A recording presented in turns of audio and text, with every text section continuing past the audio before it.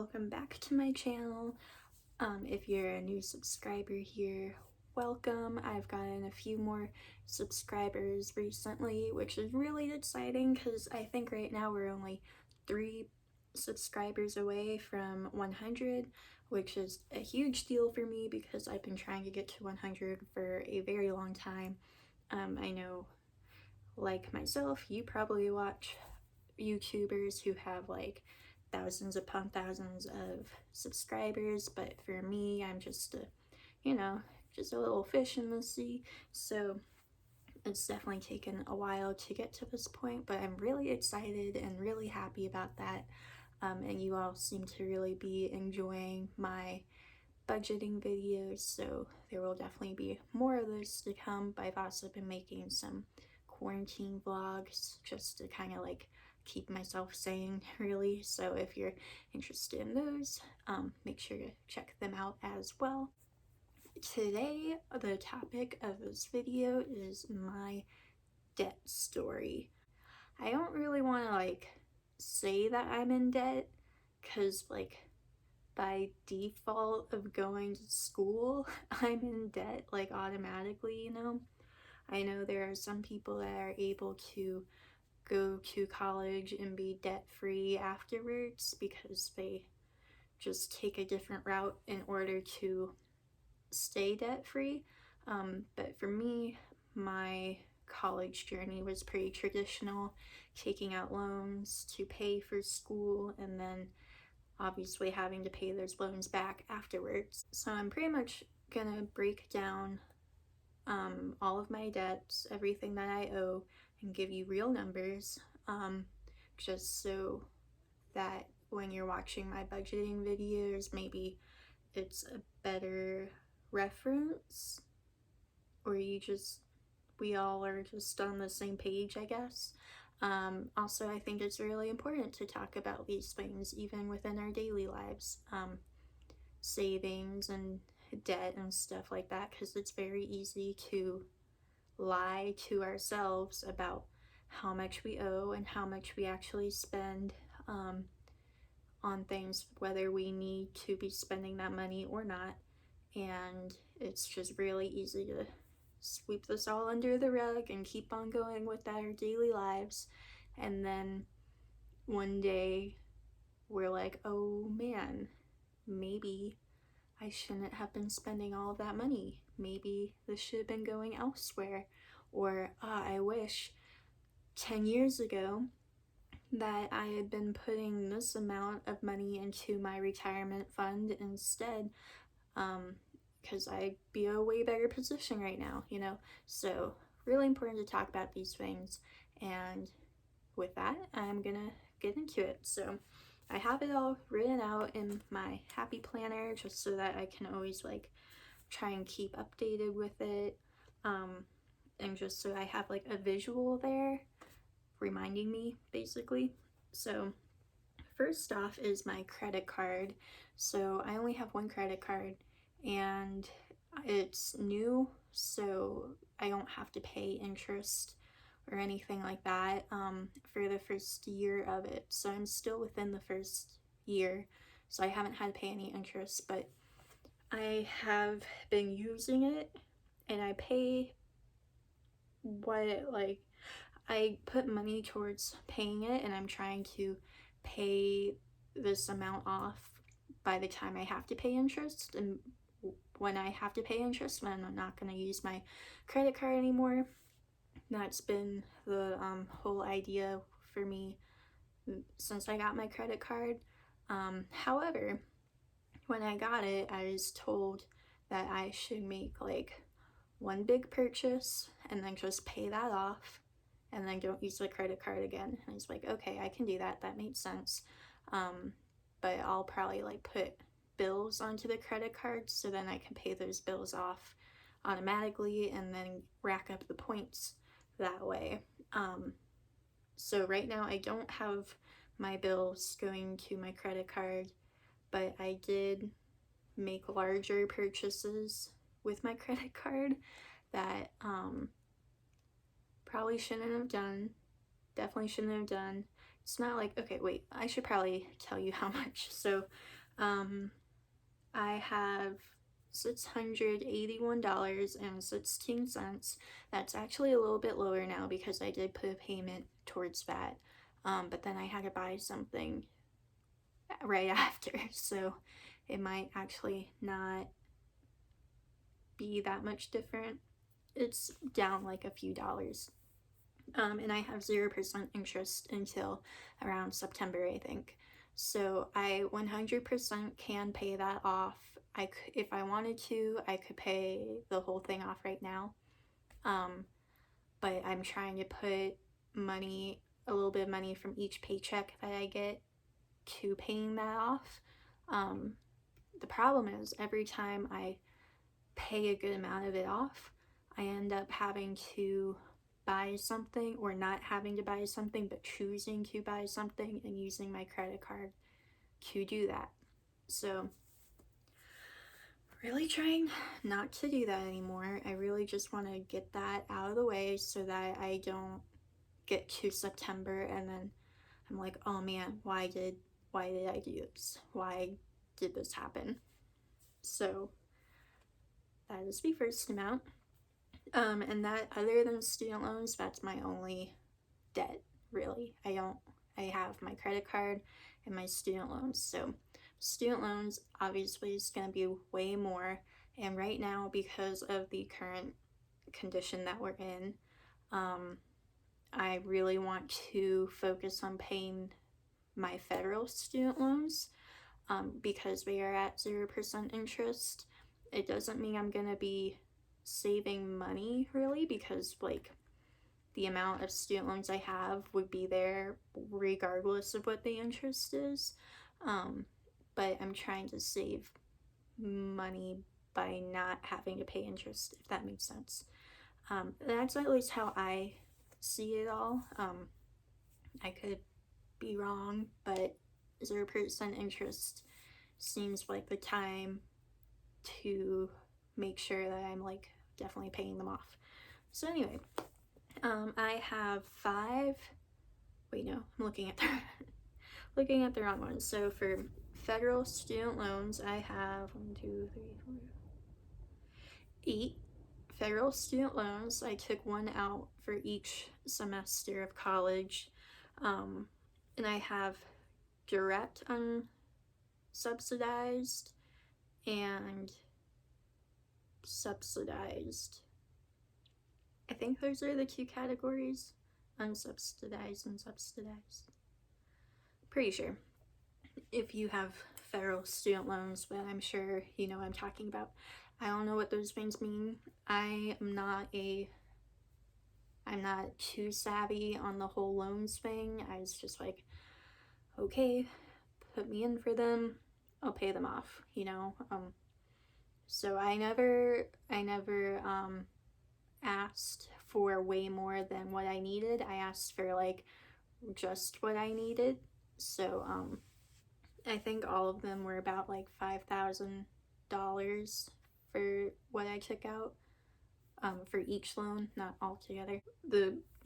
The current balance of my first loan is $3,633.80.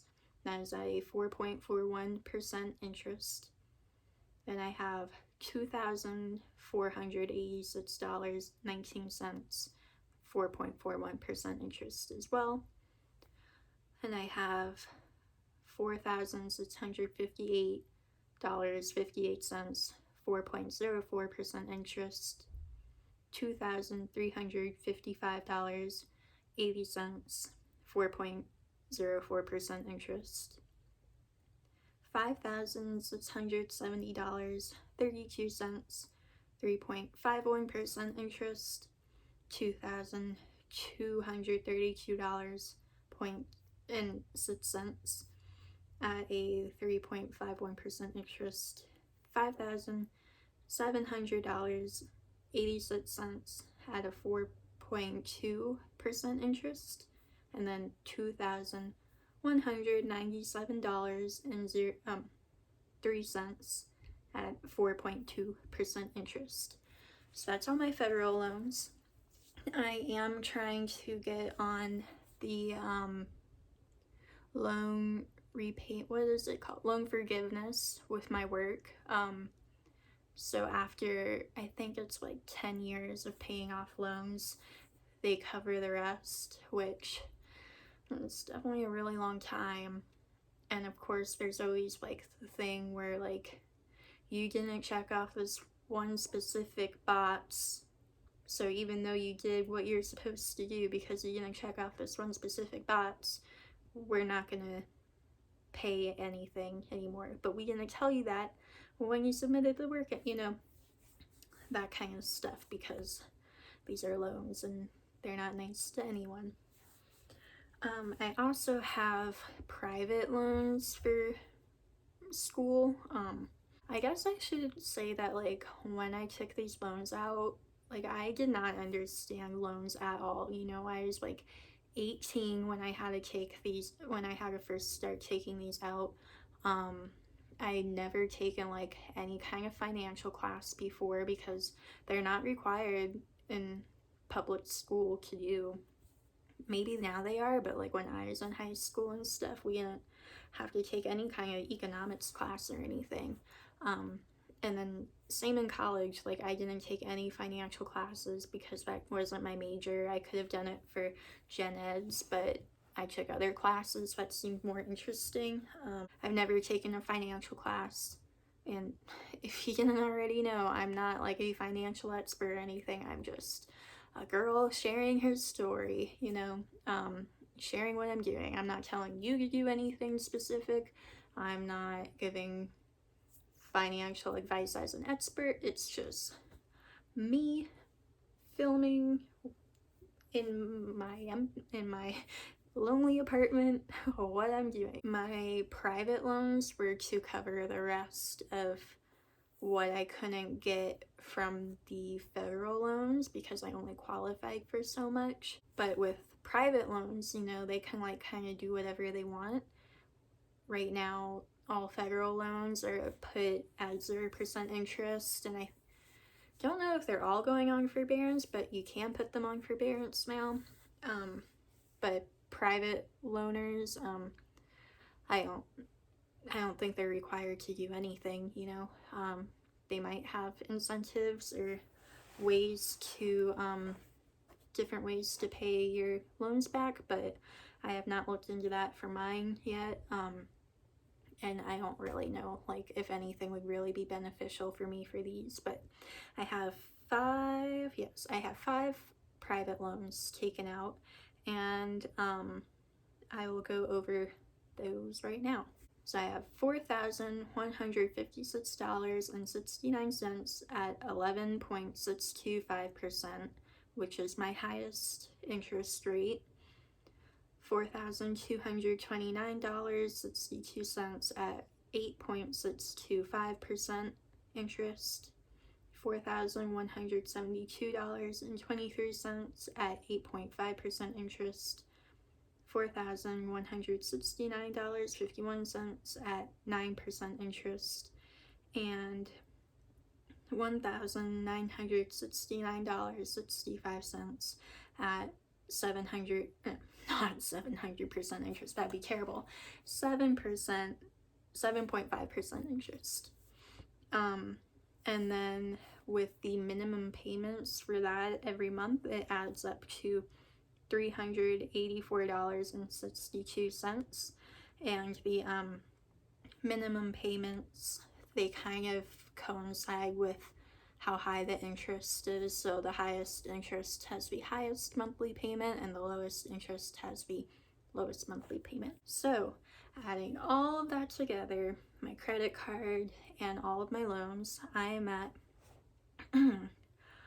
$48,295.50. That's more than what my salary is. That is more than I ever thought. Growing up, I never thought I would be in debt because it seems so easy to not go into debt, you know? Don't spend money and you won't go into debt. But then reality hit and you don't have to go into debt to go to school. But like the way the system is in our country, you will most likely go into debt by trying to get a higher education. Which, you know, I have my thoughts on that. I'm not going to share them on here because I don't think I need to. I think we all can have our opinions on it. I'm just here to show you my numbers. How am I going to tackle my debt? Well, if you watch my budget videos, then you'll see that I put money aside for my student loans, and I put money towards my credit card. So that should be enough, you know, like that's what I should be doing, obviously.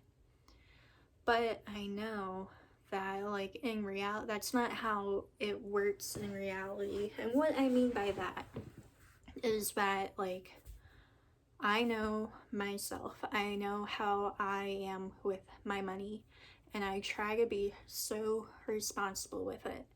And then things like a global pandemic happens and I'm stuck at home and I am bored. I am very grateful to be able to be stuck at home and be bored. I know a lot of people cannot say the same, and I'm not trying to sound ungrateful or anything. I know that I'm safe at home, and I'm trying to do my part by staying at home also. However, I know that when I get bored, I spend my money. I buy things that I don't need to buy, and then I don't like try to earn that money back, you know? And it's like a double whammy for me now, because not only do I spend money when I'm bored, but I have a brand new apartment that I want to like decorate and furnish and have like a Pinterest worthy apartment. And so like a click of a button on Amazon and I can do that. But I don't want to do that because I don't want to go into even more debt, like consumer debt, by being bored. So I am going to do a no spend month for May, for the rest of April also, but for May for sure. So my spending in April is definitely more than what I wanted it to be, again because of the boredom and like birthdays and stuff like that in April. By making these videos, I am able to like really see the reality of what I do with my money, rather than just spend, and then every once in a while check my bank accounts and then I'm not in that $1,000 bracket anymore. I've bumped down to this one, and it's gonna take a while to get back up to that $1,000 bracket that I was in before. I'm really trying to be better about that, for sure. And I hope that by me being better about it, you can help yourselves too if you're in the same situation. If you're not, and if you're debt free, that's awesome. I'm so happy for you, and I can't wait to get to that point too. I think another problem that I've been having in terms of spending is that I'm having like little purchases popping up of things that I actually do need. So when I make those purchases, like they should be justified because I do actually need those things. But I just heard someone yell. I hope you all didn't hear that either. What was I saying? That scream really threw me off. Hopefully someone's not getting murdered. So those like purchases of things that I really actually do need, I have a hard time justifying them because they are not bills and they're not groceries. And I feel like those are the only two things that I can ever justify spending a lot of money on, because those things are needed in order for me to like not get evicted and not starve, you know? So anything else, like materialistic things, I always feel guilty about buying, even though they are like needed. For example, my toilet is clogged right now and I don't have a plunger. So I'm gonna have to go out today and buy a plunger, and I don't want to spend that money because I bought something the other day. I purchased something online the other day that I didn't need at all. It was an out of boredom purchase, and that was way more than what this plunger is gonna be. I could have bought way more plungers than one that I would needed, but like what I bought the other day could cover like 5 plungers, and the plungers needed what I bought the other day is not needed.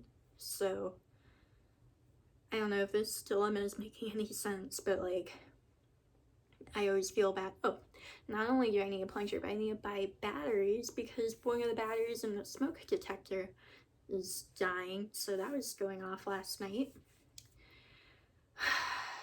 Buying things in general, I don't have fun with. I don't have fun when like friends or my fiance saying, oh, let's like go do this, or let's buy this thing that we can, or pay for this thing that we can both enjoy, or something like that. And I say, well, no, I don't want to like spend money, which I shouldn't feel bad about that, but I do feel bad that I spend more money on things for myself than things for other people. You know, like if all the things that I bought for myself that I don't need, if I use that money to buy things for other people as like presents, or, you know, like donate it or give it to charity, stuff like that, at least like the purpose of that purchase is going to someone else, but I keep it for myself. And I don't know, it's just a dilemma, like a process, I don't know what to call it, but it's just something that like I've been reflecting on more often, and I don't really know what to do about it or really how to feel about it either. Overall, what I'm trying to say in this video is that my journey with money, with budgeting, with paying off my debt, it's still very new.